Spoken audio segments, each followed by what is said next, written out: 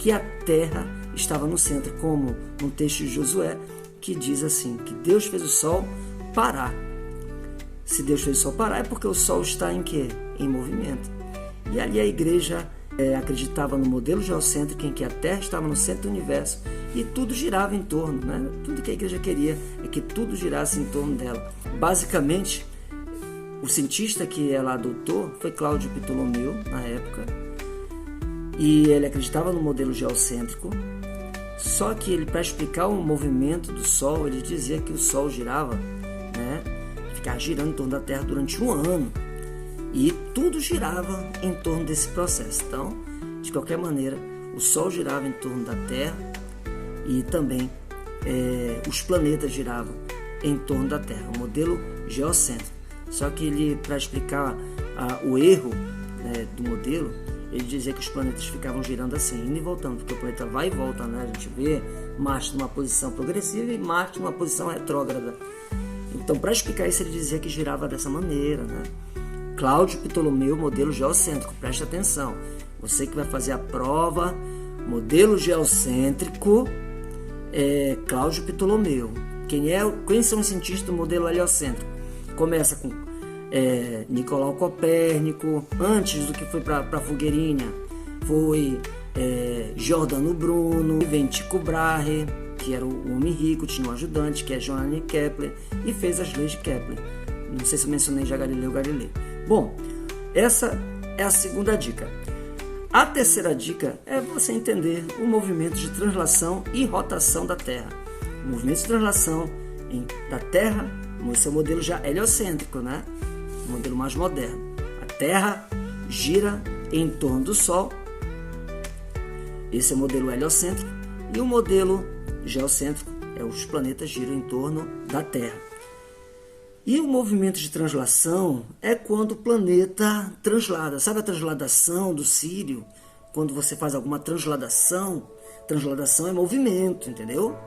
Agora a rotação é quando tu dá um giro em torno de você mesmo. Isso é rotação. Então a diferença de translação para rotação é isso. Translação é quando você se movimenta. Rotação é quando você não sai do lugar. Você fica ali mesmo. E no caso a translação da Terra em torno do Sol é de 1 ano. E enquanto que a rotação da Terra, uma volta somente em torno dela mesma, é de 1 dia, certo? A Lua gira também em torno da Terra e demora 1 mês, que são as 4 fases da Lua. As 4 fases da Lua, que é uma outra dica daqui a pouquinho. Bom, a outra dica é a respeito justamente, dessas leis do modelo heliocêntrico. Kepler, por exemplo, em sua primeira lei de Kepler, ele já descrevendo assim, aqui sobre as leis das órbitas. As órbitas dos planetas é em torno do Sol. Sim, é heliocêntrico.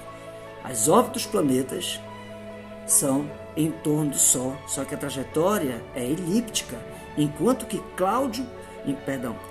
Nicolau Copérnico disse que a trajetória do planeta era circular. E Kepler, nas anotações que ele obteve junto com Tycho Brahe, percebeu que a trajetória era elíptica, e a sua primeira lei de Kepler diz assim: lei das órbitas. As órbitas dos planetas em torno do Sol é elíptica, e o Sol ele vai ocupar um dos focos dessa elipse, sendo que a elipse ela tem 2 focos, e o Sol vai ocupar um dos focos dessa elipse, que é o formato oval, movimento, primeira lei de Kepler. Bom, falar um pouquinho de Marte, umas curiosidades sobre Marte. Marte, nosso planeta vermelho. Marte é o planeta que vem depois da Terra. A sequência é Mercúrio, Vênus, Terra, Marte. E o que vem depois de Marte é o que? Júpiter, Saturno, Urano e Netuno. Olha, um macetezinho para você não se confundir na sequência dos planetas. Começa com Sol, Sun, e termina com os planetas Sun, Saturno, Urano e Netuno. Mas quem sabe velem isso. Vamos lá para mais dica. Uma das pessoas perseguidas foi Galileu Galilei, o das bolas, que fez a experiência com 2 bolas, uma mais pesada que a outra, e os corpos caíram ao mesmo tempo. Galileu Galilei, ele também foi perseguido com a igreja, acreditando que o modelo correto é o modelo heliocêntrico.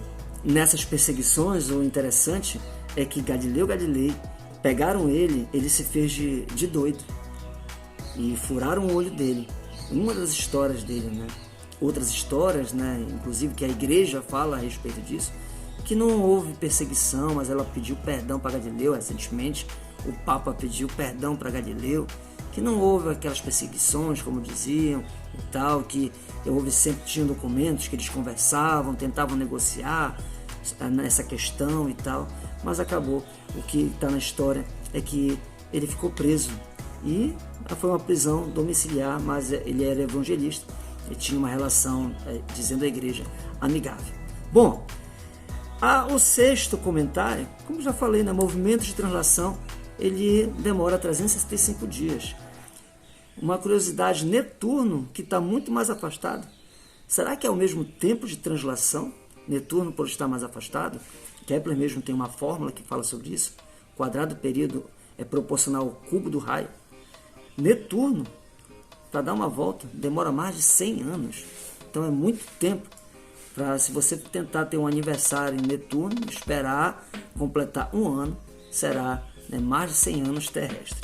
Bom, sobre as fases da Lua. As fases da Lua, eu quero que você aprenda na sequência. As fases da Lua. Quais são essas fases da Lua? Primeiro, bora começar com a cheia.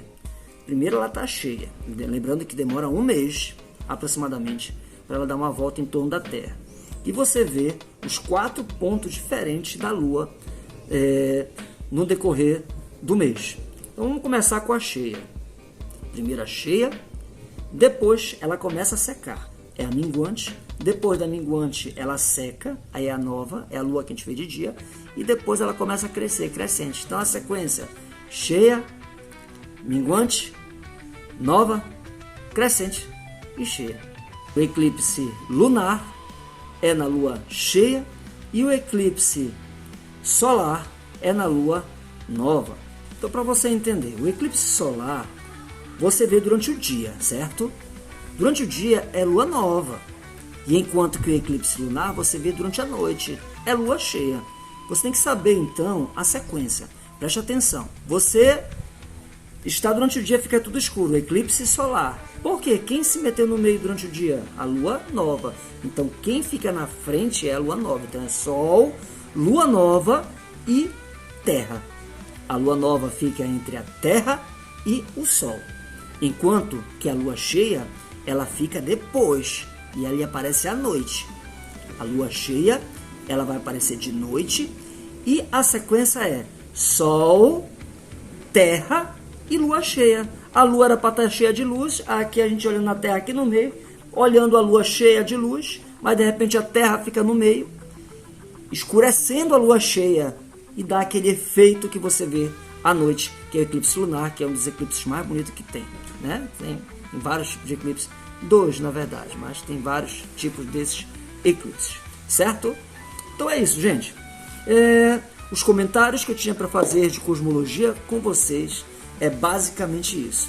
Galera, Deus abençoe vocês, boa prova e a luz para todos.